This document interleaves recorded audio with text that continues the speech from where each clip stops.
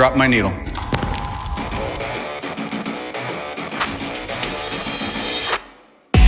Bonjour, je suis Bruno Soulez, je suis un dev, D-E-V, pour différents, extraordinaires et visionnaires. Bienvenue dans If This Then Dev, le podcast qui veut résoudre le problème avant de passer au dev.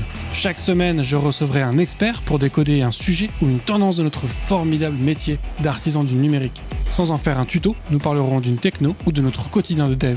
Une discussion sans boucle, sans condition, mais compilée, afin d'en comprendre tous les éléments avant de passer au dev. Ce podcast est une production Cosa Vostra, où nous codons comme nous accompagnons nos clients, en étant différents, extraordinaires et visionnaires. La sécurité en informatique est un sujet de plus en plus important. Et aujourd'hui, à mesure qu'une entreprise grandit, tout le monde sait que la sécurité ne se gère pas qu'au niveau de son application ou de son service, mais que c'est vraiment tout le SI qu'il faut protéger. Mais dans cette politique de sécurité, le dev se positionne un peu comme un power user, un utilisateur éclairé qui devrait être au-dessus, au moins en tout cas d'une partie de ces règles. Mais alors, le dev est-il vraiment au-dessus du lot ? Quel impact une PSSI a-t-elle sur la vie d'un dev et la sécurité peut-elle être globale ? Pour répondre à ces questions de protection, je ne reçois pas Murto et Riggs, mais ils s'y connaissent en sécurité. Zach et Benjamin, bonjour. Bonjour Bruno. Alors, je vais vous laisser... est-ce que vous pourriez vous présenter pour les gens qui ne vous connaîtraient peut-être pas ? Et on va commencer par, sur la lettre A, c'est Zach. Hello, donc bonjour, moi c'est Zach, ça fait 15 ans que je travaille dans le milieu de la sécurité de l'information. Donc j'ai fait tout, comme je disais tout à l'heure, je suis venu du mauvais côté de la barrière. J'étais Ops à l'époque où les guerres des devs et des Ops faisaient rage, donc administrateur sécurité en l'occurrence. Ensuite j'ai suivi un parcours assez classique, pentester, auditeur, ce genre de choses, avant de m'engager dans une voie plutôt de conciliation de tous les aspects de la sécurité, donc en tant que RSSI. Et là depuis quelques mois maintenant, je suis RSSI du groupe Le Bon Coin, donc voilà. Donc Le Bon Coin, c'est comme un gros sujet, j'imagine, au quotidien. Ouais, plutôt parce que c'est une entreprise qui est vraiment agile. Alors c'est un ensemble d'entreprises, hein. Il y a Le Bon Coin qu'on connaît tous, hein, qui est connu par un Français sur deux au moins. Et ensuite on a pas mal de marques dedans, hein. On a Vite Dressing, Locason, etc. Et oui, ça dev beaucoup, ça code beaucoup, ça map beaucoup tout le temps en continu. Donc la sécurité est un gros sujet chez nous du quotidien et pour tous les collaborateurs. Top. Et Guillaume, et je crois que j'ai dit Benjamin dans l'intro, d'accord. Non mais ça me va bien. J'en suis désolé. Le mec il est tellement secure qu'il est là sous une fausse identité en fait. C'est un pentest du podcast pour voir si ça marche ou pas, quoi. Guillaume, du coup. Oui. Donc Guillaume aussi de mon autre prénom. Donc si Zach vient du mauvais côté de la barrière, moi je pense que je viens carrément de la mauvaise planète puisque je suis du côté plutôt gouvernance. Je suis pas dev au départ, donc j'apporte cette perspective plus sécu, mais du point de vue gouvernance, gestion, point de vue métier, on va dire. Donc j'étais consultant sur ces sujets de gouvernance, rédaction de PSSI, analyse de risque, sensibilisation, conformité RGPD. Pendant quelques années, je suis toujours consultant sur ces sujets-là aujourd'hui, mais plus à mon compte. Et en parallèle, j'ai cofondé Finasoft, qui est un logiciel pour réaliser ces analyses de risque plus facilement, et notamment l'intégration de la sécurité dans les projets. Et c'est également une matière que j'enseigne donc à HEC Paris, la cybersécurité.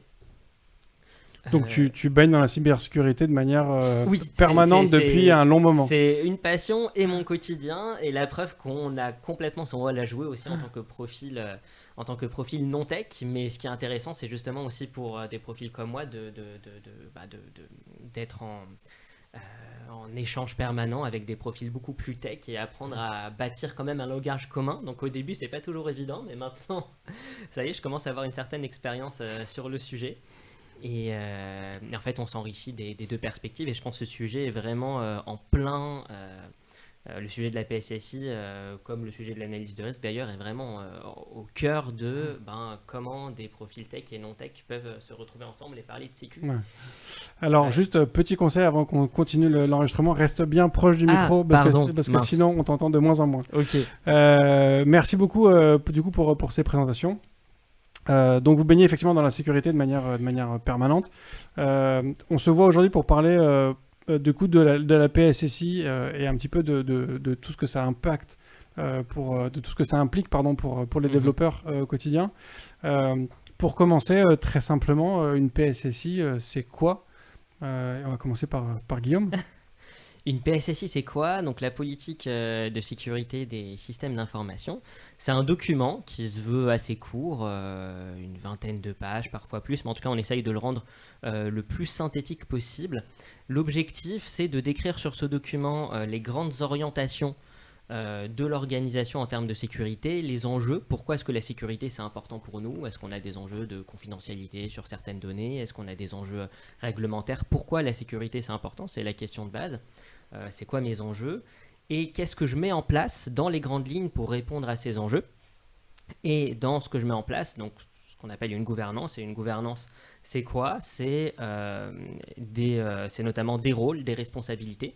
Donc ce document il va définir qui est responsable de quoi dans la mise en place de cette politique. La notion de responsabilité elle est très importante dans le document. Et elle déroule un certain nombre de chapitres sur des thématiques. Donc chacun décide de l'organiser comme il le souhaite, gestion des accès, chiffrement, sécurité des développements, donc ça peut varier d'une politique à l'autre. Et du coup, chacun de ces chapitres va décrire les exigences qui sont attendues sur le sujet en question, les responsabilités, mais les exigences vraiment haut niveau, c'est-à-dire que la PSSI est un document qui normalement doit rester stable et qu'on doit changer le moins possible, sauf évolution majeure dans l'organisation. Ça veut dire qu'on ne va pas rentrer sur les sujets opérationnels, des outils qui sont utilisés, des procédures. Donc ça, c'est des documents vraiment autres qui vont compléter. Mais voilà, donc le document de la PSSI, c'est vraiment le document qui décrit les orientations générales, les exigences génériques autour desquelles tout le monde doit se retrouver dans l'entreprise et qui est complété par des procédures, des chartes, etc. qui vont préciser le sujet. Donc on parle à aucun moment ni d'outils, c'est vague en fait comme contenu ou Oui, plutôt ça va être très vague. En fait, il y a une partie, on pourrait découper la PSSI en 3 parties, on va dire. La première, c'est la lettre de marque. Tu sais, c'est ce qu'on donnait aux corsaires pour qu'ils puissent aller couler des bateaux sans qu'on les emmène, sans qu'on les envoie aux galères. Donc la première partie, c'est clairement de dire, voilà, la sécurité c'est important. On peut l'habiller de plein de manières, mais en gros, on dit la sécurité c'est important. Le COMEX, le PDG, le DG, le directeur, le patron, les patrons, les patronnes le prennent au sérieux. La deuxième partie, c'est la gouvernance. Tu as parlé tout à l'heure de Power User. Concrètement, qu'est-ce que le Power User? On va rentrer, je pense, plus en détail, mais avant d'avoir des droits, c'est surtout des devoirs d'être un Power User. Et la troisième partie, oui, ça va être des thématiques génériques donc sur lesquelles on va développer des exigences. Et on veut pas rentrer dans les détails parce que si on rentre dans les détails, qu'on nomme des outils, qu'on donne typiquement, imaginons qu'on parle de langage dans cette PSSI, ce sera très compliqué de la maintenir à jour et en cas d'évolution ou autre, imaginons même si on change pas de langage du jour au lendemain dans une entreprise, eh bien si on a cette évolution là, on est un peu embêté parce qu'il faut tout réviser, il faut tout checker, etc. Donc ça va vraiment rester l'étable de la loi, mais de manière très générale. Tu ne voleras point, on rentre pas dans les détails. Est-ce que tu voles pas du pain ou est-ce que tu voles pas la crémière? On va rester très très très générique. Et ensuite, on fera des procédures, on fera des documents qui derrière eux vont détailler, qui seront plus flex, qui seront à la main d'ailleurs des équipes qui diront non, nous on veut respecter ça dans l'état de l'esprit, mais attention, on n'a pas envie de voler, mais par contre, si tu voles pour donner... je suis en train de donner des trucs d'anarchistes, là c'est horrible, on va avoir des problèmes. Donc en fait c'est de rester suffisamment agnostique pour qu'en fait ça s'applique à tous les cas de figure présents et futurs en fait. C'est ça, exactement. Oui. Et dans l'esprit, pour continuer un peu sur cette partie politique, c'est vraiment de dire, on dit ce qu'on doit faire en fait, on dit ce qu'on doit faire pour le faire derrière et pour le mesurer. Donc c'est principalement autour de ça. Hein. Si tu veux par exemple... donc tu parlais du fait que voilà, si on commence à évoquer des langages, on n'est plus vraiment dans le rôle de ce que doit être une PSSI. La PSSI par exemple, si elle veut traiter du sujet des langages en dev, elle va se contenter de dire, je dis n'importe quoi, il faut voir si c'est pertinent, mais les développeurs ne doivent utiliser un langage commun à tous les projets de type n'importe, mais sans rentrer dans les détails parce que voilà, on a juste besoin de se dire quelle est la règle principale et après c'est un autre sujet de se dire comment elle s'applique et elle peut s'appliquer différemment. La PSSI, elle va dire chaque utilisateur doit avoir un identifiant mot de passe unique avec 12 caractères au moins, mais elle va pas forcément rentrer dans les détails de quel gestionnaire de mot de passe j'utilise. Donc voilà, ça donne des directions, c'est un peu comme l'équivalent d'une constitution pour un État. Ça donne des directions qui donnent des horizons. Voilà, on doit pas, donc on sait que on ne doit pas aller faire quelque chose qui soit contraire à ces directions. Mais au sein de tout ce qui n'est pas contraire, il y a cette latitude voilà, pour décliner ça de façon opérationnelle sur des outils différents, différentes façons de faire. Donc ça va dire par exemple, il faut mettre en place des processus de validation pour accorder des droits administrateurs. Voilà, ça dit qu'il faut mettre ça en place. Après, ça rentre pas dans les détails forcément ça peut être un choix, mais ça rentre pas dans les détails nécessairement de se dire quel process exactement on met en place et qui on implique. Enfin, c'est ça un peu l'idée. Mais du coup, la sécurité, c'est un sujet qui prend de plus en plus de place aujourd'hui, notamment avec les nombres de startups qui explosent, les sujets qui sont de plus en plus en ligne. J'imagine que du coup, le concept de la PSSI aussi a beaucoup changé au travers le temps. Vous faites ça depuis un petit moment. C'est quoi le changement le plus important que vous avez pu constater tu vois, en termes de tendance, sur plusieurs années ou sur plusieurs décennies, selon depuis le temps que vous faites ça, c'est quoi les grands changements qu'il y a eu jusque-là?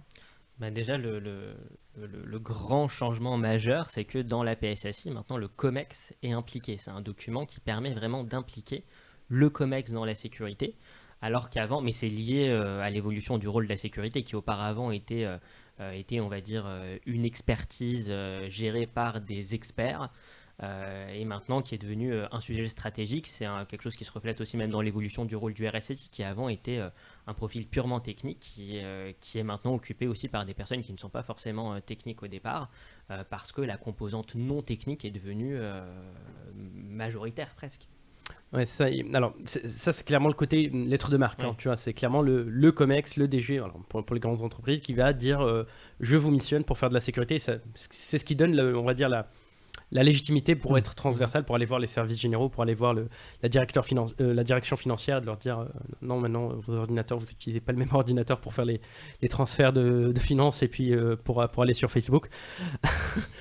Mais je pense qu'un autre point qui a changé aussi, c'est parce que tous ces changements-là, ils sont liés, de mon point de vue, à des changements structurels tout autour. Donc, je vais laisser la RGPD pour après, mais c'est aussi tout ce qui est maturité en fait ambiante. C'est-à-dire que entre les normes ISO 27001, etc., ou autres d'ailleurs, qui ont pris le pas et qui imposent quelque part aux entreprises en fait, d'avoir une PSSI.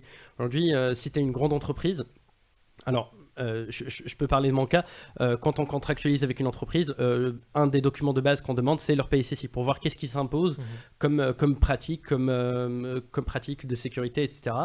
Eh bien, en fait, si on l'a pas, c'est un peu embêtant. Et aujourd'hui, toutes les normes vont vous demander d'avoir une PSSI. Donc, c'est de facto quelque chose qui est demandé. Donc, toutes les entreprises vont essayer d'en créer, etc., ne serait-ce que pour répondre à des appels d'offres.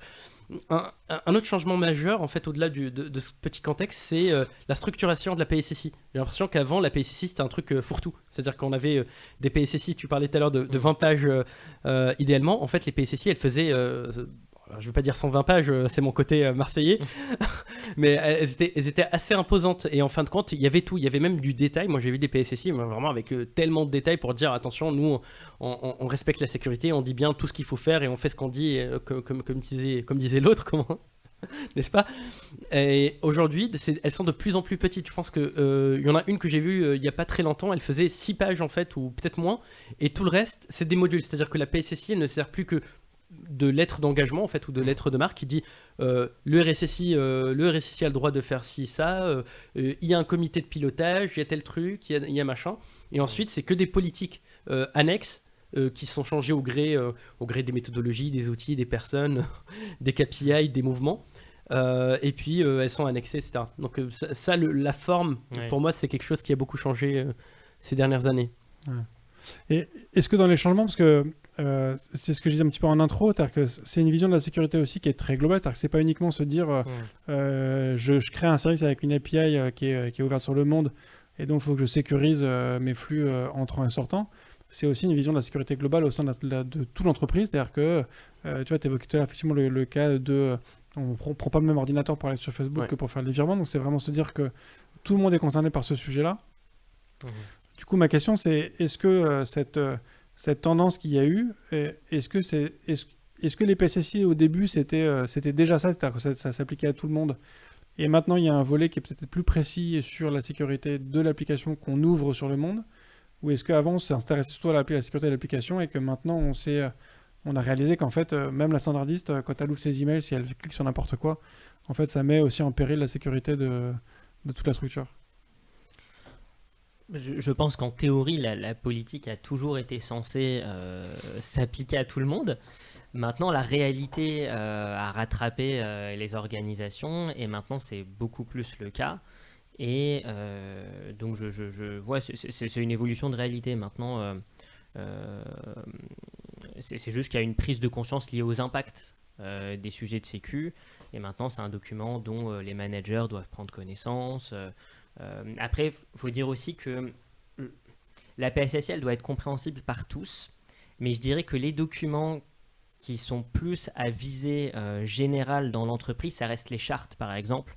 L'utilisateur lambda, il va plus regarder la charte utilisateur que la PSSI. Les managers, éventuellement, vont regarder la PSSI, mais voilà, après, disons qu'on va décliner de façon documentaire ça pour chaque population. Les développeurs vont éventuellement avoir leur charte, les administrateurs.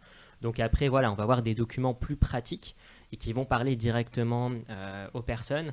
Je dirais que le rôle premier de la PSSI, avant même d'être un document à diffuser pour tout le monde, voilà, c'est montrer en interne qu'il y a le soutien vraiment du COMEX pour mettre en place les éléments de cette PSSI. Et comme le disait très bien Zach, une évolution majeure. Un document aussi pour montrer à l'extérieur qu'on se conforme et qu'on fait des choses. Oui, parce qu'il y a un côté image de marque aussi maintenant sur ce sujet. Complètement, ouais. Je pense il y a aussi en fait dans la quantité de ce que dit Guillaume. En fait, moi quand j'arrive dans des boîtes, j'aime bien poser des questions gênantes, comme pour la finance, quand je leur dis mais c'est quoi l'ordinateur que vous utilisez pour aller sur Facebook, c'est lequel avec lequel vous faites des virements, etc. Une autre question que j'aime bien poser, c'est est-ce que vous avez lu la PSSI ? Est-ce que vous avez lu la charte informatique ou tel truc, et où est-ce que vous les trouvez, où est-ce que vous exposez vos process? Alors souvent on me dit c'est Confluence. Ah oui, et est-ce que la finance a accès au Confluence? Bah non, en fait ils y ont pas, c'est que les équipes tech.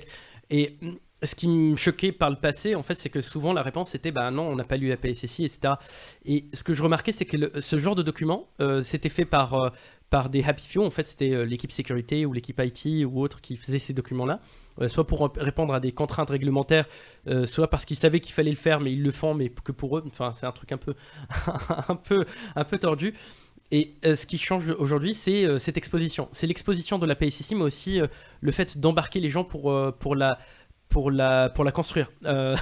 Alors ça me fait penser au fait que dans la PSSI de mon entreprise actuelle, je vais rester un peu discret mais pas trop, mon CTO, coucou Julien, il m'a obligé de mettre le fait que, enfin il m'a obligé, c'est une manière de parler parce que tu sais on écrit un peu en mode doit, devrait, etc.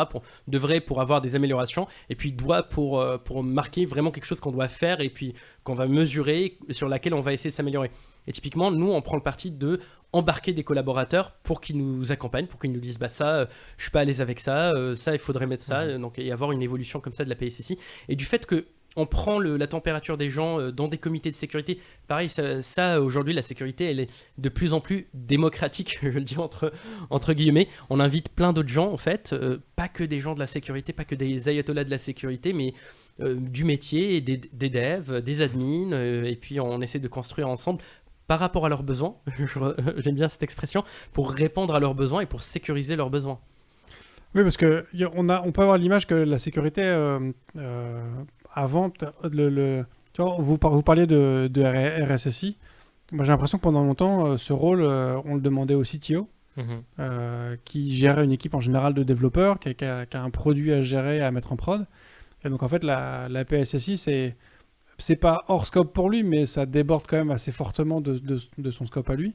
Et j'arrive pas à mesurer j'arrive pas à mesurer à quel point c'est une vraie tendance de fond aujourd'hui d'avoir un RSSI qui est distinct du CTO, ou si c'est encore quelque chose de très, de, de- de très présent dans les startups ou dans les boîtes en général.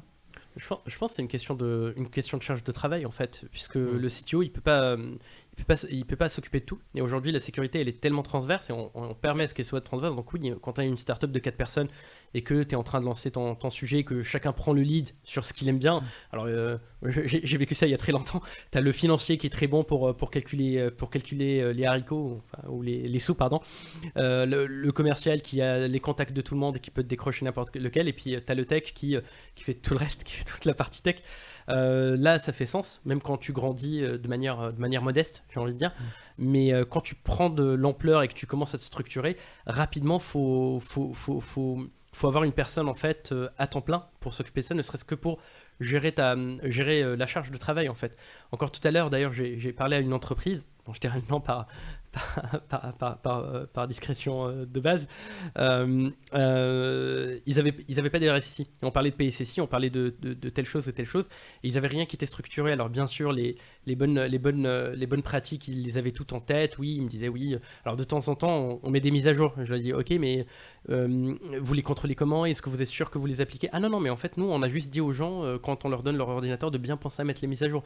Donc tu vois, il y a tout un chantier de sécurité qui commence à se dessiner, qui est pris par personne. Et rien que le suivi, la coordination de tout ça, puisque c'est ça le job du RSSI, en fin de compte. Le RSSI, c'est un orchestrateur hein, principalement. Et la PSSI, c'est la trame qui regarde un peu de. Tu sais les chefs d'orchestre, ils regardent discrètement, mais ils la connaissent par cœur. Mais tu l'écris quand même et tu donnes le papier à tout le monde pour qu'on joue tous les mêmes notes, quoi. Et donc, ça, en fait, c'est un boulot à temps plein. Et pareil, tu vas vouloir le transférer à quelqu'un. Tout comme toi, quand tu es RSSI, tu as envie de. Je vais pas tout faire, tu vois, genre je vais avoir des champions de sécurité chez les devs, je vais avoir pas mal de gens sur lesquels je vais m'appuyer pour pouvoir jouer leur partition. Du coup, pour toi aussi, Guillaume, le CTO, c'est normal qu'il prenne ce rôle au début, mais après, il faut le déléguer, ou pour toi, dès le début, il faudrait pas que ce soit le CTO qui s'en occupe? Il y a deux éléments que je pourrais apporter en complément à ce que vient de dire Zach, qui est en effet le vrai sujet de la charge de travail, c'est-à-dire qu'à un moment, le CTO ne peut pas tout gérer. Il y a aussi le sujet alors sur les deux que j'allais dire, j'en ai oublié un, c'est pas grave, mais il m'en reste un. Il y a le sujet de la perspective qui est différente aussi à un moment, c'est-à-dire que le CTO, son objectif, c'est que les choses marchent. Les développeurs, de façon générale, l'objectif, c'est que les choses marchent. Maintenant, dans la culture, la sécurité devient plus importante, mais voilà, c'est un objectif, on va dire, plus secondaire. La priorité, c'est que ça marche. Et le RSSI, son rôle, et c'est intéressant d'avoir une autre personne pour avoir ce regard qui n'a pas cet intérêt, on va dire. Son rôle, ça va être de mettre des warnings et de dire attention, là, on ne peut pas faire comme ça, etc. Et parfois, ça aide vraiment d'avoir une autre personne avec cette perspective-là. Et par exemple, oui, en fait, disons que il y a quelque chose qui évolue au fur et à mesure de la vie de l'entreprise. Le curseur, il évolue. Le curseur entre le besoin de productivité, qui est important, surtout au démarrage, faut dire ce qui est, pour une startup, c'est la productivité qui est importante, d'où le fait que souvent la sécurité est négligée. Mais il y a un curseur qui doit évoluer entre la productivité et les risques qu'on prend qui pourraient réduire à néant cette productivité. Et le rôle du RSSI, c'est de représenter ce marqueur-là, qui encore une fois peut évoluer dans le temps, c'est pas le même au début et dans l'évolution. Et le troisième aspect du coup qui me revient, c'est toujours ce côté que vis-à-vis de l'extérieur, c'est de plus en plus un attendu des clients, des partenaires, de se dire cette organisation, elle a un RSSI. Parce que c'est la garantie qu'il y a une personne indépendante, cette notion d'indépendance, elle est importante, indépendante dans l'entreprise, qui exprime ce point de vue du risque. Après, voilà, peut se poser la question de justement à quel point le RSSI il est vraiment indépendant, parce que parfois il y a des organisations qui nomment le RSSI, mais on voit que dans la façon dont l'organisation est faite, en réalité, le RSSI il n'a aucune indépendance et ça reste une annexe. Parfois, j'ai vu des organisations où le RSSI était le N-3, voire -4 du DSI. Bon, Voilà. Mais voilà, en complément, ce que je dirais. Mais ça, du coup, en général, c'est le genre de structure où, à un moment, il y a un incident qui Voilà. se présente et du coup, d'un coup, le RSSI, C'est il ça. est catapulté très très haut, Exactement. quoi. C'est comme C'est ça. une entreprise très célèbre en fait qui a vu ses budgets multipliés par 100 ou par 1000, je me rappelle plus. Mais oui, c'est malheureusement ça, hein, c'est que Ouais. la réalité nous rattrape en fait, ou C'est la ça. réalité rattrape tout cela, et c'est pour ça peut-être qu'il y a eu cette évolution naturelle en fait de la sécurité et cette remise au centre en fait de la sécurité, et c'est pour ça qu'il y a ce shift, comme je disais en fait. On va être honnête en fait, quand on est que 4, on va pas se permettre et qu'on sait pas si l'appli va marcher ou pas, et qu'on est en train de créer et puis dessiner en fait. Quelque part, je me demande, on y croit, on croit à notre rêve, à notre solution, à notre startup, mais quelque part on se dit ouais, est-ce que ça va vraiment décoller, et puis à un moment donné ça explose et on est content et ça marche ou pas d'ailleurs.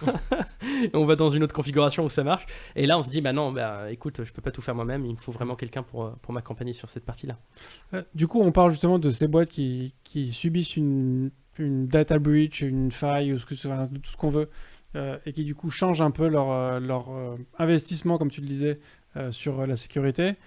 On parle souvent de ce jeu du chat et de la souris entre les attaquants et les défendants, on va dire. C'est-à-dire qu'effectivement, est-ce que, en toute sincérité, on est juste entre nous, il y a quelques personnes qui sont en live, est-ce qu'en toute sincérité, il y a quand même des boîtes où les défendants sont en avance par rapport aux attaquants? C'est-à-dire que, est-ce que vous avez déjà vu des boîtes qui ont mis en place une PSSI avant d'avoir connu un problème, ou c'est à chaque fois en mode...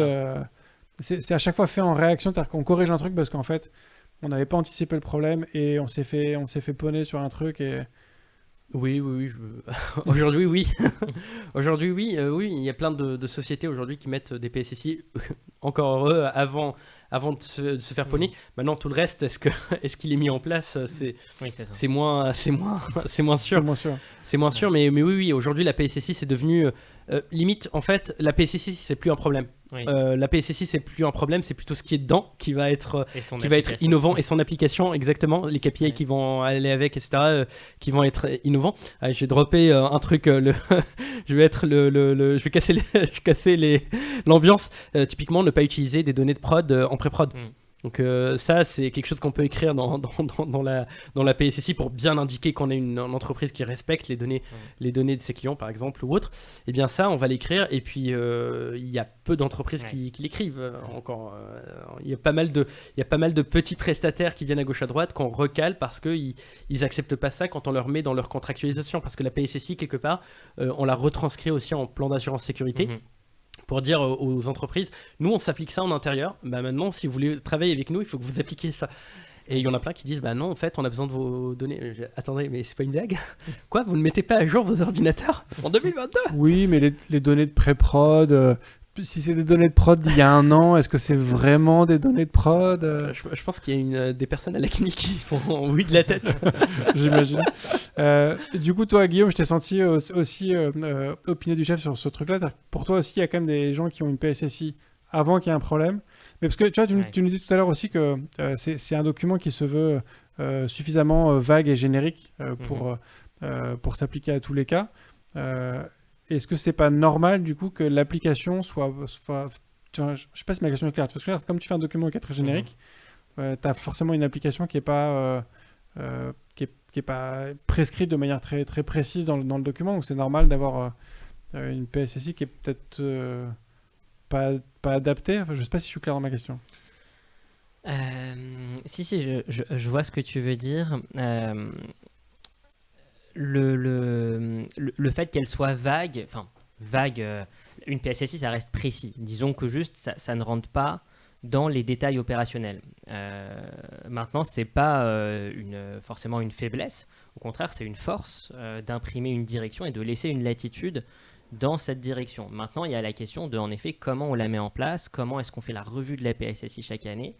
Donc il y a en effet le piège de se dire je fais une PSSI à un moment donné parce que mes partenaires la demandent, mais voilà, je me contente d'avoir le document. Mais le problème, c'est que le document il est engageant et demain j'ai un contrôle. Ça commence par voilà, est-ce que vous appliquez votre PSSI? On va voir opérationnellement comment c'est appliqué. Mais c'est pour ça que les formulations sont stratégiques.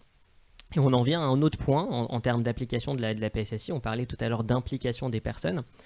C'est important que la PSSI soit issue d'une forme de connaissance, voire de négociation avec les différentes populations qui vont être concernées. Sinon, elle ne pourra jamais être appliquée. C'est pour ça que le point de départ d'une PSSI, ça reste une forme d'audit, d'analyse de risque, où le RSSI ou le rédacteur va vraiment aller à la rencontre des populations concernées pour voir les pratiques et proposer une PSSI aussi qui soit réaliste. Sinon, elle ne sera jamais adoptée.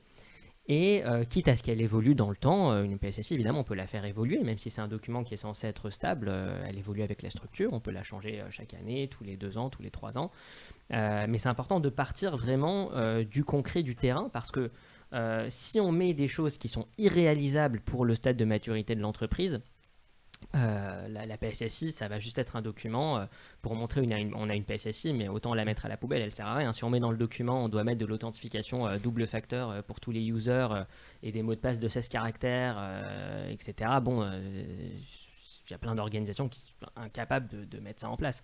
Même sur le sujet, par exemple, des données de prod, c'est un sujet intéressant. C'est vrai que c'est un des sujets les plus compliqués, on parlait aussi la dernière fois du droit admin sur les postes de travail pour les développeurs. C'est important d'impliquer, pour revenir au sujet des développeurs, les développeurs dans cette conversation. Parce que les développeurs, comme toutes les populations, ont un rôle. Le RSSI, lui, il va dire, voilà, moi j'apporte le côté maîtrise du risque. Mais les différentes populations de l'entreprise, dont les développeurs, apportent le point de vue productivité. Et il y a un truc hyper important, c'est que si on fait trop de sécurité par rapport à ce que l'entreprise peut, par rapport à ce qui est acceptable pour l'entreprise, sans évidemment céder sur les fondamentaux, en fait, trop de sécurité tue la sécurité et c'est la porte ouverte au contournement. Donc c'est vraiment important de partir de la population pour que ce soit adopté et que ce ne soit pas complètement irréaliste et de se dire on a une PSSI qui est là pour mettre des barrières, encadrer, mais pas qui fait de la sécurité pour faire de la sécurité. C'est une forme de partenariat, c'est-à-dire que si à un moment donné la politique de sécurité empêche de façon inacceptable la productivité du point de vue des personnes qui travaillent, elle n'a aucune chance d'être acceptée. Donc il faut toujours cette négociation. Et pour revenir du coup à l'exemple des données de prod, y a des organisations où c'est inenvisageable de se dire zéro données de prod en espace de test. Même si c'est un idéal, je pense qu'aujourd'hui, pour 70% des entreprises, c'est un idéal très compliqué à atteindre. Et donc mettre ça dans la PSSI, mettre des choses inatteignables à un moment donné, ça vient la décrédibiliser en fait d'une certaine façon, parce qu'on se dit non mais c'est bon, c'est la PSSI, on sait très bien que c'est inapplicable, c'est juste un document. Il faut éviter de se retrouver dans ce type de situation. Donc par exemple sur le point des données de prod, on peut essayer de trouver des formulations de compromis en disant ok, on sait que il ne doit pas y avoir de données de tel niveau de sensibilité, par exemple en espace de test. Et on va se dire par exemple, voilà, une donnée qui dépasse tel niveau de sensibilité ne doit pas se retrouver en espace de test. Ou si on se retrouve avec une donnée qui dépasse tel niveau de sensibilité, cette donnée-là, spécifiquement, on va l'anonymiser. Voilà, essayer de trouver des points un petit peu de compromis. Donc c'est ça aussi l'esprit de la PSSI pour qu'elle soit applicable. Oui, parce qu'en fait, ce que tu dis, c'est que si tu as un truc qui est complètement irréalisable, c'est ça. En fait, ça va faire tache d'huile sur le reste et ça décrédibilise l'ensemble du document, même si tout le reste est bien important, sérieux. Exactement. Si tu as un truc qui est inatteignable pour tout le monde, c'est en fait, on s'en fout de ce qu'il y a dedans, quoi. C'est ça, exactement. Alors, tu parlais du coup aussi des postes admin et du coup des devs. Vous vous adressez aujourd'hui à une population composée majoritairement de développeurs. Donc on a parlé effectivement des données de prod, on a parlé des droits admin sur les postes de travail. Quel est l'impact de cette PSSI sur le quotidien des devs? Ouh, il y a un blanc qui se fait. Il y a un impact un peu plus spécial que par rapport aux autres utilisateurs, parce qu'on a dit tout à l'heure que les devs avaient des droits, c'est ça, et des devoirs, hein. Surtout des devoirs. En réalité, si la PSCC est bien faite, si on rédige une PSCC, si on prend en compte une PSCC qui est active en fin de compte, dans la continuité de ce que disait Guillaume, qui enable le travail des devs et qu'on leur explique pourquoi, etc., bah, ça va pas plus compliquer leur tâche. Alors oui, ça va changer leur manière de travailler. On n'est plus admin de nos postes, on peut plus installer Discord, Steam et GOG ou tout autre. On fait pas de publicité, hein. Il n'y a pas de choses, il n'y a pas de sponsor encore. Enfin, si Steam veut sponsoriser, Steam, moi je suis partant. Hein, On est sur Twitch, donc je teste. Hein. Donc Battle.net, tout ça, tous les autres. En lui enlevant le droit d'admin, en fait, c'est pas tant de lui enlever le droit d'admin, c'est de lui donner, il faudrait lui donner au dev, lui donner les droits d'installer ce dont il a besoin, des dépendances, des librairies dont il a besoin, son IDE éventuellement ou autre en fait, ou des environnements tests, etc.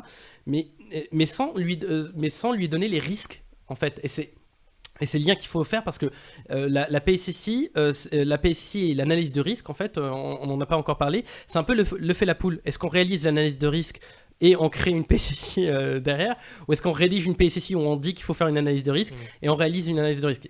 Et en fait, le dev, il est ciblé par des risques très particuliers, du fait qu'il a des droits particuliers, du fait qu'il va créer des applications, des produits pour l'entreprise. Donc, il y a vraiment un faisceau de risques qui pointe vers lui. Donc, le but, c'est de lui donner le moyen de faire ce qu'il doit faire, donc produire sa valeur ajoutée, son code, ses applications, ses solutions, avec le moins de stress possible. Et le stress et le risque, bien sûr, être vecteur d'attaque, etc., etc.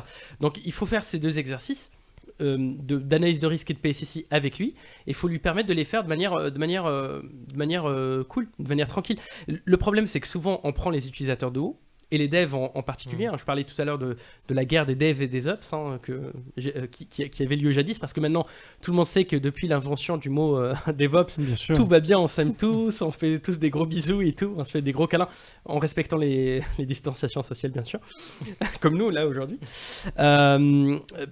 Malheureusement, en fait, dans la réalité, on les prend de haut, ces devs, et on les implique pas dans la création de ces trucs-là. Et on leur impose des choses, parfois qui sont illogiques, ou alors on leur impose des choses sans leur expliquer, alors que c'est pas des enfants. On peut leur expliquer pourquoi est-ce qu'on va pas leur donner des droits super admin sur les machines. Et aujourd'hui, pour les devs qui travaillent avec du Linux, c'est normal de leur dire que que tu lances pas ta session, que t'es pas en train de dev avec un compte root, que t'es pas en train de consulter Stack Exchange, et ceux qui ont des Linux se sont peut-être fait rickroller au mieux, ou au pire en copiant-collant des codes sur internet.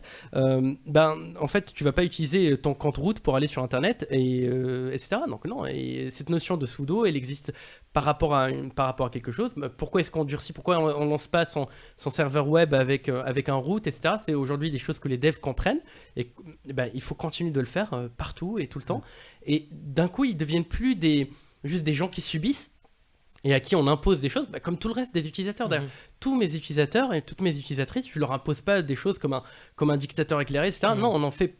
C'est des membres du dispositif de sécurité. C'est même des gens qui vont me remonter des alertes, des vulnérabilités. Quand on a des programmes de bug bounty, c'est eux qui vont prendre en charge le patching, la communication, etc. Donc il faut les responsabiliser. Faut que ça devienne des membres de cette armée de la sécurité qui combat les méchants pirates des internets. Mais comment est-ce que vous gérez du coup parce que tu as une espèce d'ambivalence, comme tu le dis, il y a un focus qui est fait sur le dev parce que, de par son métier, de par son activité, c'est le dev qui va créer des nouvelles portes d'entrée éventuelles pour des attaquants, en mettant en place une application qui est mal protégée ou qui est mal codée, ou qui est pas suffisamment mise à jour. Et, donc, on va dire que c'est le premier créateur de failles de sécurité, mais en même temps, c'est aussi... j'imagine que c'est comme ça qu'il se présente, l'utilisateur le plus au fait des problèmes de sécurité, et c'est clairement le dev qui va te dire moi je vais pas cliquer sur une pièce jointe au hasard, je fais attention à mes mots de passe, tu vois, donc il peut avoir un côté toi t'as envie de faire attention à lui, mais de l'autre côté lui il va te dire mais en fait moi je sais de quoi je parle, j'ai pas besoin de tes guidelines. Ouais, mais ça c'est un super biais cognitif que j'observe souvent et pas que chez les devs, hein, pour la peine. que ce soit chez les devs, dans les équipes sécurité, les admins et parfois même dans certains membres du COMEX qui pensent en fait qu'ils sont intouchables. Mais moi je pourrais dire bah tiens, je suis RSSI, super les gars, je suis directeur de la sécurité, regardez, j'ai tout compris, ça fait 15 ans que je ponne des choses en toute légalité, rappelons-le. Je me suis jamais fait prendre. Je vais pas me faire prendre, c'est bon, je peux exécuter mon navigateur en tant que route. Bah non, en fait, la loi de Murphy nous prouve que non, plus ça va bien, plus ça risque de mal aller. Hein. Et les devs se font avoir comme tous les autres. Je sais plus quel dev me disait que la dernière fois, dans son lit, il était en train de commander des choses. Hein. Alors, je peux laisserai faire son coming out. Non, tu peux dire que c'est moi, je l'ai déjà raconté sur le podcast, qu'effectivement, n'importe quel dev, moi ça m'est arrivé, effectivement, un jour de voir une publicité sur Facebook et d'acheter un produit sur un site chinois, parce que j'avais vu une pub, ça avait l'air bien. Il était un peu tôt et j'ai mis ma carte bleue sur un site que je ne connaissais pas après avoir cliqué sur une pub Facebook. Ce qui était effectivement, c'est pas mon heure de gloire, très clairement. Mais voilà, ça arrive effectivement à tout le monde. Et du coup, toi, Guillaume, ton rapport aux devs quand sur une PSSI, comment tu gères cette population si particulière ? Oui, alors, bon, d'abord sur la question de l'impact que la PSSI peut avoir sur la vie du dev. D'abord, comme je le disais, la notion de responsabilité, ça veut dire qu'on les responsabilise et les lead dev et les managers aussi ont une responsabilité du coup qui est inscrite dans la PSSI vis-à-vis de la Sécu. Et après, voilà, très concrètement, les règles qu'il peut y avoir et qui peut impacter la vie des devs, il y a une attente aussi en termes de, je pense que c'est important, en termes de visibilité, de documentation. Il faut savoir exactement qui a quel compte, avec quel droit. C'est important de documenter aussi ce qui se fait sur l'application pour pouvoir retracer un incident. Donc il y a toutes ces choses-là. De toute façon, c'est le cœur de la PSSI aussi, c'est de commencer à documenter. Donc ça, je pense, c'est des façons où concrètement, ça va potentiellement changer la vie des devs en termes de responsabilité et d'incitation à documenter pour avoir de la visibilité sur ce qui se fait. Et après, techniquement, voilà, l'inciter à respecter le WASP, c'est une très bonne ressource, hein, inciter à respecter du coup les règles qui évitent les grandes vulnérabilités de l'OWASP, tout ce qui évite ce qu'on appelle les buffer overflow, ça veut dire faire en sorte qu'il y ait un contrôle sur les inputs qui sont mis à chaque fois qu'il y a des champs, on peut mettre des inputs, etc. Après, sur mon rapport au dev, alors c'est vrai que c'est toujours moins évident, mais de toute façon, on fait face en tant que RSSI à ça aussi en parlant à d'autres populations, quand il faut aller parler au compta, à la compta, au RH, etc. Mais c'est vrai qu'avec les devs, surtout quand on n'a pas un profil tech, c'est encore plus prononcé. Disons qu'au fur et à mesure, j'arrive à savoir quand le dev que j'ai en face de moi essaie de m'enfumer. Parce qu'il faut dire que c'est souvent un réflexe qu'on a quand on a des devs en face. Ils se disent « Ah ben, il est pas tech, on va facilement l'enfumer. » Donc là, je le sens maintenant assez facilement.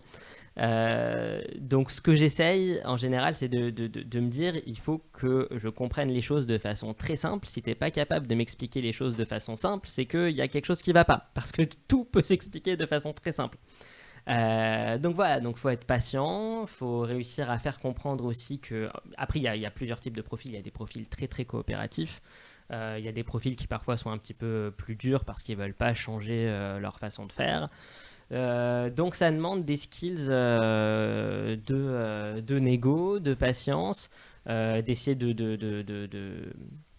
Après, je pense que les difficultés auxquelles je vais faire face en tant que profil non tech, le profil tech, il y fera face aussi, parce que le dev qui veut pas changer, qui veut pas se conformer, il va essayer de faire de l'enfumage avec tout le monde. Donc je pense qu'on est confronté au même type de difficultés. Simplement, voilà, j'ai moins le langage initial pour mais voilà, il y a toujours les techniques de se dire non, mais là, il y a un problème, là, il faut trouver une solution. Quelle solution on trouve, etc.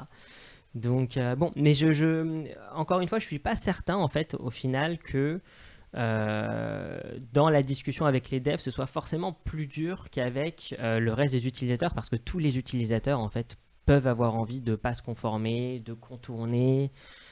Donc voilà, après c'est des skills de patience, de négo, de management. Et je pense systématiquement un back to the basis en fait. C'est vraiment ce. Moi je pense que c'est la question que je me pose que je pose tout le temps, mais dans plein de contextes, ça va devenir. Je pense que je vais imprimer des t-shirts avec. C'est quoi le besoin en fait? C'est quoi tes requirements? C'est ça. Et bêtement, avec un dev, et je pense que c'est aussi ça, il faut rappeler que notre boulot, c'est de faire de la sécurité, c'est de sécuriser, comme je disais tout à l'heure, ce qu'il fait, le dev, mais c'est de lui permettre là où il excelle. C'est de lui permettre de faire du code, non, je vais être un peu vulgaire, de pondre du code qui est bien et de créer, de concevoir des solutions, parce que c'est pas que de pondre du code, hein, maintenant c'est de plus en plus global en fait, et holistique. Donc c'est de lui permettre de faire ça de manière sécurisée, et il faut parfois juste lui demander c'est quoi ton requirement, pourquoi est-ce que tu as besoin de ces comptes admin, ou pourquoi tu as besoin de faire ça, etc. Lui ramener des choses, parce qu'on ramène aussi des nouvelles choses, hein, vous allez beaucoup moins m'entendre parler de threat modeling, d'analyse de la menace, qui est une sorte d'analyse de risque. Alors pas globale cette fois pour toute l'entreprise, mais vraiment focus sur l'application que je suis en train de dev. Imaginons que je suis en train de créer un champ de recherche, et bien par rapport à ce que tu disais tout à l'heure, mon champ de recherche prend des inputs. Donc ces inputs, il faut qu'elles soient traitées, il faut qu'elles soient validées, échappées, etc., etc. Il ne faut pas qu'elles puissent pourrir là où elles tombent. Qu'importe où soit là où elles tombent, et surtout qu'elles soient bien interprétées là où elles sont interprétées, donc c'est un grand combo. Mais il faut qu'on fasse ça en diminuant la charge cognitive, parce que comme tout le monde en fait, le dev pour moi c'est comme tous mes utilisatrices et mes utilisateurs, c'est un chauffeur de Formule 1. Le chauffeur de Formule 1 il est très très bon pour conduire à fond, faire plein de trucs, polluer, etc. Mais là où il est moins bon, ouais, je passe des messages politiques un peu discrètement, t'as vu. Et par contre, le chauffeur de Formule 1, en fait, quelque part, il s'en fout de savoir remplacer une roue en 3-4 secondes, tu vois, 4 roues de... Non, il a tout un truc, tout un tas de gens qui le font. Il a quand même une notion que les roues doivent être changées, donc il va s'arrêter pour faire son check-up de sa voiture, mais lui, ce qu'il veut, c'est repartir tout de suite. Donc, et nous, en tant que RSSI, quelque part, on est un peu, on regarde l'écurie, toute l'écurie, donc nous, on veut juste que tout ça communique ensemble. Et donc, il faut mettre les outils, les process, etc., de manière la plus... Alors, je vais utiliser un terme, mais vraiment dans son sens premier, dans son sens vulgaire, c'est agile. Il faut que ça soit agile, il faut que ça soit simple, il faut que ça soit naturel, et que ça ne prenne pas des milliards de temps. Parce que le problème que j'ai eu, moi, alors, ça fait un peu le mec qui sauce la nouvelle boîte où il est. Mais le problème que j'ai eu dans des boîtes que je dirais historiques, par rapport à le Bancoin, avec des stacks, pas que technologiques, même mentales et intellectuelles, c'est que c'est lent. Et on a des analyses de risque et des process qui sont relous, en fait. Et t'as limite, quand tu parles de bypass, limite le dev, il a envie de faire sa map en scred, plutôt que de se prendre un jalon au bout du truc qui va le ralentir, qui va pas lui ramener de valeur ajoutée, où on va lui donner des guidelines qui lui parlent pas, tu vois, où on va le former ou le sensibiliser à des choses qu'il sait déjà, comme tu dis, en fin de compte, il sait déjà, bah oui, en fait, je suis pas bête, je sais déjà qu'il faut pas faire copier-coller tout bêtement, qu'il faut que je fasse ci, que je fasse ça, tu vois. Il faut vraiment contextualiser, il faut vraiment accompagner les devs à diminuer leur charge cognitive, et ça c'est comme pour tous les utilisateurs. Et par rapport à l'intérêt, faut contextualiser. Tu parlais du projet, d'un des projets de l'OASP dont je suis membre, hein. Pour la peine c'est de la pub à nouveau. L'OASP, c'est une superbe fondation, un Open Web Application Security Platform, qui a plein de projets. C'est libre, c'est pas propriétaire. Il y a plein de projets sympas, notamment l'OASP Top 10 Project, qui rassemble les 10 projets, les 10 risques, dans les applications web qu'on va rencontrer le plus. J'en ai parlé tout à l'heure c'est les problèmes de cloisonnement et d'access control. Eh bien, dans plein d'entreprises et dans plein de PSSI, on dit oui, il faut appliquer l'OASP Top 10. Mais en fait, l'OASP Top 10, c'est vraiment 10 risques qu'on met pour illustrer, pour expliquer, etc. Derrière, on a l'ASVS, qui est un super projet de 400 pages, bien complet. Eh bien, j'ai vu des développeurs bâiller quand je parlais d'OASP Top 10, parce qu'ils l'ont entendu, mais de manière générique, en parlant pas leur langage, alors qu'en divant dedans et en prenant la SVS, en détaillant par rapport à leur application et en donnant des exemples contextuels, en parlant de NoSQL injection plutôt que d'injection SQL parce que ça faisait pas sens chez eux, eh bien tout de suite ils étaient intéressés, etc. Donc diminuer la charge cognitive et intéresser les développeurs. Ouais, c'est intéressant. Oui, je confirme et je plus sois sur l'idée de vraiment le point de départ toujours c'est les requirements, c'est quel est le besoin, pourquoi tu as besoin de faire ça, est-ce qu'on peut pas faire autrement pour que tu fasses ça, mais vraiment le point de départ qu'il faut partir et duquel il faut systématiquement partir quand on fait de la sécu, et c'est la personne qui fait pas ça en faisant de la sécu, elle fait pas vraiment de la sécu ou elle fait pas bien son taf, c'est le besoin, c'est quel est ton besoin. Moi mon objectif c'est que tu puisses réaliser ton besoin. Simplement, voilà, en mettant des barrières et en éliminant toutes les choses que tu fais potentiellement qui mettent en danger la boîte et que tu n'as pas besoin de faire. Mais mon objectif, c'est que tu réalises ton besoin, simplement que tu le réalises d'une façon qui ne mette pas en danger la boîte. Et si tu me dis, ben moi j'ai besoin de faire ça, j'ai vraiment besoin de tel droit, etc. pour le faire, ben, tu les auras. Simplement, il faut que ça corresponde à un besoin. C'est vraiment le point de départ. Et dans l'esprit des devs aussi, ce qui amène la PSSI en termes de changement, en tout cas dans l'idéal, c'est de se dire, du coup comme je parle de besoin et de... quand on fait des specs aussi sur voilà, un nouveau projet qu'on développe, etc., c'est inclure dès le départ dans ces specs aussi la sécu et pas attendre la fin. Ça aussi, c'est un point très important que la PSSI cherche à inculquer comme principe de façon générale. Ouais. Oui, ça sur la sécurité, je pense que maintenant c'est relativement acquis qu'il vaut mieux l'inclure au début du projet plutôt que d'essayer de sécuriser après où ça marche pas, quoi. Du coup, dans ce que vous décrivez, j'essaye d'allier d'un côté ce côté très... alors, je sais bien que j'utilise le terme générique un petit peu à tort, mais un côté quand même très une vision globale de la PSSI. Ouais. Et en même temps, dans ce que vous décrivez, dans ce que j'ai cru comprendre, il y a quand même des règles assez précises qui vont être données aux devs sur les règles de mise à jour. Tu en as parlé de données de pré-prod qui ne sont pas des données de prod, de la gestion des accès et compagnie. À quel point la PSSI, elle va donner des règles sur comment est-ce qu'un dev doit dev. Encore un blanc, je sens que je pose des questions. Pour la peine, je pense que c'est une PSSI, c'est comme un général. C'est un général qui me l'a expliqué, donc je pense qu'il avait raison. Il me disait, tu sais, nous, en fait, quand je donne un ordre, en fait, je demande, il faut que vous alliez d'un point A à un point B. Il faut que vous envahissez tel point. Et c'est vraiment une vraie histoire, en fait, c'est un partage d'XP, c'est assez marrant.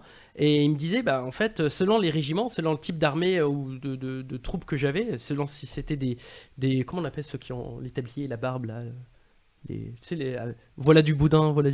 Les bouchers ? Les bouchers, non. C'est la Légion étrangère. D'accord. Oui. Alors, la barbe n'est pas obligatoire à la Légion étrangère. Ah oui, je pensais. Ah purée. Donc la Légion étrangère, il me disait, ils traçaient, tu vois. Alors eux, c'est des matheux cartésiens pour la peine, tu vois. Point A, point B, ils tracent, ils coupent tout ce qui est devant, c'est des bourrins, nickel. Les Alpins, ils vont essayer de trouver la route la plus sécurisée, la plus stable, celle qui va les fatiguer moins, etc. Et selon les régiments, c'est à les changer. La PSSI, c'est pareil, en fait. On va donner un état d'esprit. On va dire un truc tout bête. On va dire, il faut avoir une gestion de changement. Il faut gérer le changement du code. Je vais pas te dire utilise pour les vieux, ça va leur parler peut-être. CVS. SVN, tu vois, etc. Ou Git, ou tu utilises ce que tu veux. Je veux juste que ton code il soit versionné. Que si jamais tu fais une erreur, en fait tu puisses faire un rollback, etc. Pareil, il faut que tu aies une CI/CD avec du SAST, du DAST, et même ça, en fait, on peut le faire selon la volonté de l'entreprise, selon la maturité de l'entreprise, on peut le faire de manière plus ou moins générique. Bon, ça peut être, il faut que le développement suive un cycle de SDLC ou SPLC, un cycle de développement, Secure Development Lifecycle ou Product Lifecycle, etc. Et on rentre pas dans les détails. Et après, nous, dans nos procédures, ça peut être les feature teams, ou les directions techniques, ou les tribes, ou les guildes, selon l'organisation de l'entreprise, qui vont dire, oui, écoute, nous, on veut utiliser le projet OWASP ZAP, Z-Attack Proxy, qui est libre, qui marche très bien pour scanner de manière dynamique mon application. Il y en a d'autres qui vont dire, non, nous, on est des pigeons, on a de l'argent, on veut utiliser Burp ou tel truc, ou on préfère utiliser SonarCube ou tel autre, ou Sneak ou telle autre solution pour la partie statique. Pour la partie SAST, mais ça va être dans les procédures, ça va être dans les modups, ça va être vraiment dans les choix qui sont entre les mains des développeurs. Et la PSSI, elle veut pas enlever la sécurité de la main des opérationnels. Au contraire, les opérationnels, c'est eux les soldats, c'est eux qui vont aller à la guerre, c'est eux qui vont tirer sur la gâchette. Donc c'est eux qui savent mieux, en fait, et il faut qu'ils prennent ce qui est agréable pour eux. Encore une fois, c'est ce qui est agréable pour eux, ce avec le quoi ils sont le plus à l'aise. On va pas leur imposer un langage de développement, comme tu disais tout à l'heure, Guillaume. On va pas leur imposer un logiciel de versionning, etc. Il faut qu'ils choisissent ce qu'ils maîtrisent et ce qu'ils préfèrent. Mais du coup, comment tu fais pour imposer justement à des devs, parce que tu arrives dans une structure, tu mets en place une PSSI, On suppose que si tu le fais, c'est qu'il n'y avait rien avant, que donc potentiellement les gens ne faisaient pas ce qu'il fallait avant. Comment tu fais pour imposer à une population de dev des nouvelles façons de faire, ou peut-être sans aller jusqu'à imposer des outils, mais en tout cas imposer des nouvelles façons de faire, tout en restant justement global et sans leur imposer quoi que ce soit?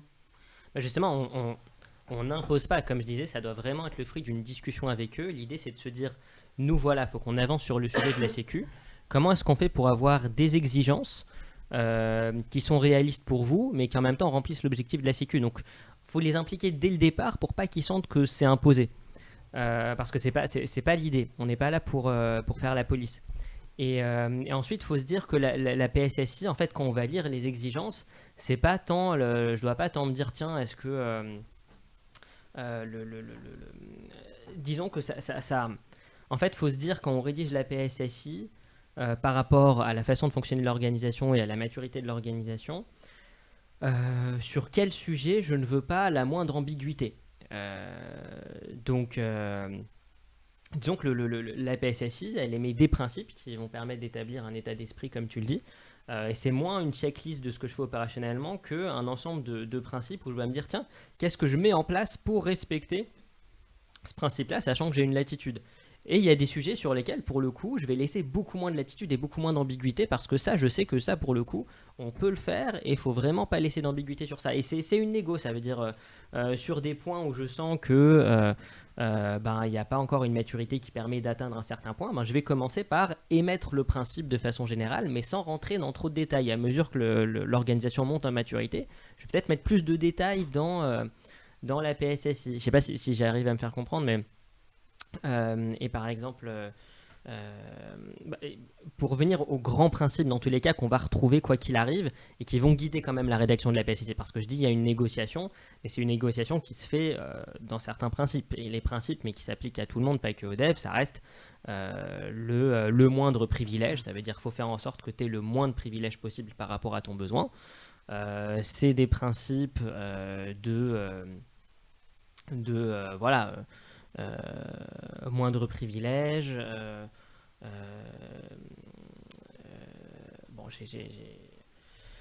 En réalité, déjà, ça, c'est un très gros principe à aller chercher. Le principe voilà, de ne pas mélanger trop les données de prod sur les espaces de pré-prod, de security by design, mettre la sécurité depuis le départ. Bon, c'est des grands principes. Et chez les devs, voilà, on va voir dans quelle mesure on peut les mettre en place. Et est-ce que se dire, par exemple, je dis des mots de passe d'au moins 16 caractères, est-ce que c'est jouable pour vous ou pas? Pourquoi c'est pas jouable si vous pouvez pas le faire? La double autente sur les comptes administrateurs des accès AWS, est-ce que vous le mettez? Pourquoi vous le mettez pas? Ouais, ça c'est quand même compliqué de pas le mettre. Il faut trouver une façon. Bon, ça va vraiment être une discussion, il faut les impliquer. Il faut pas qu'ils le sentent comme quelque chose qu'on leur impose. Et voilà, et si jamais on sent qu'il y a un sujet sur lequel c'est compliqué, on se laisse une latitude et on se dit on reste un peu vague sur ça. Par exemple, voilà, sur la question de la documentation, si on n'est pas mature sur la documentation, dans un premier temps, pour pas qu'ils se sentent trop ça fait beaucoup de choses d'un coup, on va rester vague, on va dire voilà, il faut documenter, il faut j'en sais rien, il faut documenter les 20% de features ou voilà, et ouais, sans forcément rentrer dans le détail de je veux documenter ça, et à mesure qu'on évolue on se dit ça on sait que c'est essentiel, il faut à minima garder documenter ça, etc. Idem sur la gestion des traces, qu'est-ce qu'on veut garder. Je sais pas si j'arrive à me faire comprendre, mais c'est vraiment une négociation et on part vraiment du développeur, quoi. Alors, je comprends pleinement la démarche. Vous êtes au final tous les deux aujourd'hui RSSI sur différents aspects. Vous vous adressez aujourd'hui à une population de développeurs. Donc, nous, ce qu'on entend, c'est qu'effectivement, quand vous mettez en place une PSSI, vous le faites en incluant les devs et en faisant en sorte qu'ils prennent pleinement part au projet. Imaginons que parmi les devs qui écoutent aujourd'hui, il y en a certains qui n'aient pas cette impression-là. Est-ce que c'est parce que lui n'a pas su, on va dire, comprendre ce que le RSSI voulait, ou est-ce qu'il y a quand même aussi parfois un côté un peu... alors tu parlais de général tout à l'heure, mais un côté un peu dictateur du RSSI qui peut arriver en disant maintenant c'est comme ça et c'est pas autrement, et qui vient du coup en fait nous casser les doigts à nous les devs. Ben, c'est sûr que l'approche du RSSI, elle est importante, et si les gens ont ce ressenti, c'est que ouais, y a peut-être eu un problème dans l'approche et dans la façon d'amener les choses. Je pense que le RSSI, dans sa façon d'amener les choses, il ne doit pas les amener de façon dictatoriale. Maintenant, il doit savoir ne pas céder sur certains points. Je pense que quand on est une équipe de 15 devs et que tout le monde a les droits admin sur AWS, il y a un problème. On ne peut pas céder sur ça. Mais en tout cas, voilà, il doit y avoir une subtilité du RSSI où de base il fait comprendre. En tant que RSSI, on peut arriver avec un certain nombre d'idées conçues. Il faut être ouvert au développeur qui va nous dire non, mais ça, je suis honnête avec toi. C'est pas possible, c'est irréaliste pour nous, notre fonctionnement actuel. On peut pas avoir ça dans la PSSI. Il faut être ouvert à ça. On peut pas avoir, en fonction de la maturité de l'organisation, toutes les exigences de l'état de l'art dans une PSSI. Donc il faut que le RSSI il ait cette capacité quand même de s'adapter, quoi. Ouais, tout à fait. Mais en fait, je pense qu'en tant que RSSI, on est agent du changement. Oui, on ramène du changement. De changement, ouais, on ramène du changement, donc on est tous humains. Le changement, bon, voilà. Le deuil, tout ça, on est triste, on est en colère, etc. Mais comme tu as dit, en fait, il y a. Je vais prendre un peu. Je vais me faire l'avocat du diable, enfin du dev, pardon. La PSSI, moi j'ai vu aussi beaucoup de boîtes qui recrutent des consultants. En fait, il y a plein de boîtes de conseils qui font du copier-coller, comme quoi il n'y a pas que les devs et Stack Exchange. Il y a plein de boîtes de conseils qui font de la PSSI une activité rémunérée très lucrative. Et ils viennent, ils imposent des choses sans vraiment prendre en compte le contexte, sans être à l'écoute. Donc, est-ce que les devs parfois sont laissés aux côtés de la route en fait et on prend pas leurs besoins en compte? Certainement. Après, est-ce que c'est systématiquement fait dans un acte de malveillance ou d'égocentricité ou autre des RSSI? Je pense pas, parce que il y a des industries qui peuvent pas se permettre le contraire. L'entreprise dont je parlais tout à l'heure, c'est un grand industriel français présent dans le monde entier qui a eu une grosse attaque sainte informatique de partout. Pour ceux qui ont compris le petit clin d'œil, de partout. Donc du coup, eux, du jour au lendemain, ils ont eu un budget. Je pense qu'ils sont passés de 10 000 euros à je sais pas combien de millions d'euros pour pouvoir répondre à cet incident-là. Et d'un coup, ils sont bien rendus compte que ils peuvent plus faire autrement. Il y a plein de choses aussi dans la presse, TV5 Monde ou autres, qui sont fait avoir via une caméra, je pense, de mémoire, avec je me rappelle plus exactement des détails, mais par rapport à un défaut de mise à jour, etc. Et quand on voit tous les tiers de confiance de boîtes, d'industriels dans l'aéronautique, etc., on voit qu'ils n'ont plus droit à l'erreur. De même, si on travaille au MINDEF, c'est clair que je peux vous dire que les DSSI, ils sont pas à l'écoute, enfin ils sont à l'écoute je vais me faire engueuler après le podcast, mais ils sont à l'écoute bien évidemment de leurs devs, mais ils ont des injonctions quelque part où ils peuvent pas faire autrement. Maintenant, que peut faire le dev? C'est vraiment trouver des canaux de communication. Encore une fois, je reviens cette fois vers l'agilité, vers le côté de la bonne entente dans l'entreprise. Moi, si j'ai cette démarche, alors ça correspond à mon cheminement personnel, philosophique, mais même professionnel. Mais au sein de mon entreprise, c'est aussi le cas. La communication, le partage, la transparence, c'est vraiment des valeurs qu'on a chez nous. Je pense qu'on les a pas inventées, parce que c'est les valeurs de l'agile qu'on me répète depuis 2004, depuis que je fais de l'agile sans savoir que je faisais de l'agile. J'étais pas trop dans le marketing à l'époque. je lisais pas les magazines avec des buzzwords. Mais en fait, la transparence, c'est ce qu'on nous a appris. À l'époque, pareil, en fait, j'ai eu la chance, moi, d'être dans une entreprise qui faisait des maps tout le temps. Eh bien, oui, j'ai pas choisi d'écouter les devs pour me faire plaisir. En fait, on a dû communiquer pour pouvoir respecter le time to market, d'un point de vue très très capitaliste, et de pouvoir committer, de pouvoir envoyer des opportunités de vente, etc. Tout ça. Donc oui, il faut juste, s'il y a un défaut au niveau de la sécurité, soit ça vient vraiment de la cellule sécurité, parce que là il y a des questions à se poser, soit c'est plus transverse, et souvent c'est le cas en fait dans l'entreprise. Et c'est peut-être là où la PSSI peut jouer un rôle, parce que si la PSSI c'est une lettre de marque signée de la main ou du sang selon les pratiques occultes en vigueur dans l'entreprise du COMEX, eh bien faut que ça reste quand même cohérent avec la pratique de l'entreprise. Quand je disais que tout à l'heure que mon CTO il me dit non, c'est pas une opportunité d'amélioration d'écouter les utilisateurs, en fait c'est une obligation. Et qui dit utilisateur dit développeur aussi. Donc, ouais. Pour essayer de terminer, sur un dernier point sur ce sujet de la PSSI, quel impact ou quel apport a eu RGPD sur tous ces aspects de la PSSI?